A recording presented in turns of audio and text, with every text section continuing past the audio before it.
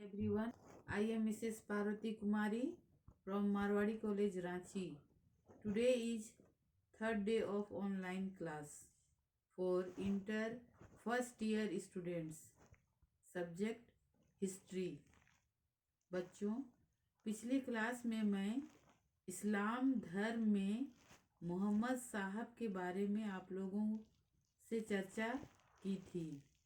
आज मैं आप लोगों को पैगंबर हज़रत मोहम्मद की जीवनी के बारे में पढ़ाऊंगी। इस्लाम के संस्थापक पैगंबर हज़रत मोहम्मद साहब का जन्म मक्का अर्थात अरब कंट्री में 570, ध्यान दीजिएगा, 570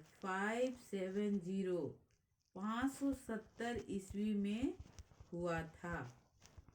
बहुत ही इम्पोर्टेंट है, उनका जन्म कब हुआ? 570 ईस्वी में। उनके माता पिता बद्दू जाति के, ध्यान दीजिएगा, बद्दू जाति के एक साधारण निर्धन अर्थात गरीब परिवार के थे। प्रारंभ में उन्हें एक गडेरिए अर्थात चरवाहा का जीवन व्यतीत करना पड़ा। बाद में मोहम्मद साहब ने मक्का के एक धनी व्यापारी की विधवा खदीजा, उनकी पत्नी का नाम था खदीजा, के यहाँ नौकरी कर ली। धीरे धीरे मोहम्मद उसके व्यापार की देखभाल करने लगे।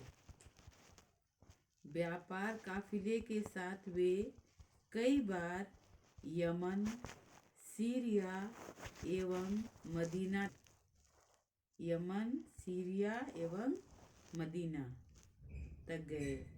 खदीजा ने मोहम्मद साहब की कर्तव्य परायणता मेहनत से प्रसन्न होकर उनसे विवाह कर लिया। इस समय मोहम्मद साहब आयु 25 वर्ष एवं खदीजा की आयु 40 वर्ष थी, यानी मोहम्मद साहब खदीजा वर्ष की बड़ी थी।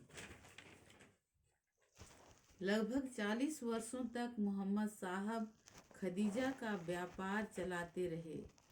इसी व्यापार के सिलसिले में उनका संपर्क यहूदियों से हुआ और उनके धार्मिक विचारों की ओर इनकी रुचि बढ़ी। धीरे धीरे मोहम्मद साहब की रुचि धार्मिकता की ओर बढ़ी।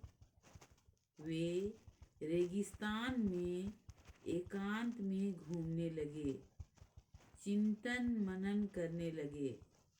रेगिस्तान, जहाँ बालू ही बालू रहता है, में विचरते हुए होने वाले विभिन्न आंतरिक द्वंद्वों के फलस्वरूप मोहम्मद साहब को नित्य नवीन धार्मिक अनुभूतियाँ होने लगी।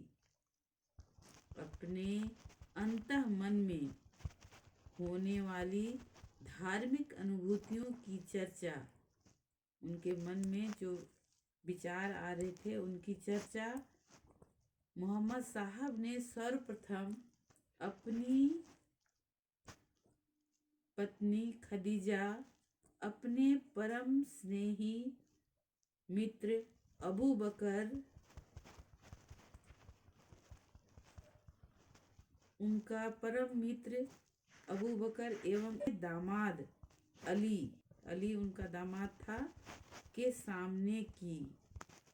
मोहम्मद साहब के अंदर होने वाली धार्मिक अनुभूतियों धीरे धीरे बढ़ती गई और अंततः वह इन धार्मिक अनुभूतियों की चर्चा सबके समक्ष करने लगे। साथ ही लोगों को वे बताते थे कि इन अनुभूतियों का दर्शन उन्हें अल्लाह के एक दूत ने करवाया है। उनकी समस्त इच्छाएं एवं ज्ञान अल्लाह की देन है। उन्होंने लोगों को बताया कि अल्लाह एक हैं एवं सभी प्राणी उसके बंदे हैं। मोहम्मद साहब के अनुसार अल्लाह एक हैं, एक ईश्वर पे वो विश्वास करते थे। मूर्ति पूजा अज्ञान है। उनके अनुसार, मोहम्मद साहब के अनुसार मूर्ति पूजा अज्ञान है। मोहम्मद साहब मूर्ति पूजा को नहीं मानते थे, अतः मूर्ति पूजा का मोहम्मद साहब ने विरोध किया। 612 ईस्वी में स्वयं को मोहम्मद साहब ने अल्लाह का रसूल कहा। मक्का के लोग पहले मोहम्मद साहब को काफ़ी चाहते थे, वे उनका आदर करते थे। मक्कावासी उन्हें अल अमीन, ध्यान दीजिएगा, मक्कावासी उन्हें अल अमीन अर्थात अमानत वाला कहते थे। लेकिन जब उन्होंने एकेश्वरवाद एक ईश्वर पर बल दिया एवं मूर्ति पूजा का विरोध किया तो मक्कावासी उनसे अत्यधिक नाराज हो गए। फिर 340 देवी देवताओं सहित काबा को पूजने वाले अंधविश्वासी मक्कावासी मोहम्मद साहब के एकेश्वरवाद को कैसे मान सकते थे? अर्थात इस्लाम धर्म को अपनाने से पहले मक्का में लोग 340 देवी देवताओं की पूजा करते थे। इस्लाम धर्म के प्रसार से पहले मक्का में लोग 340 देवी देवताओं की पूजा करते थे।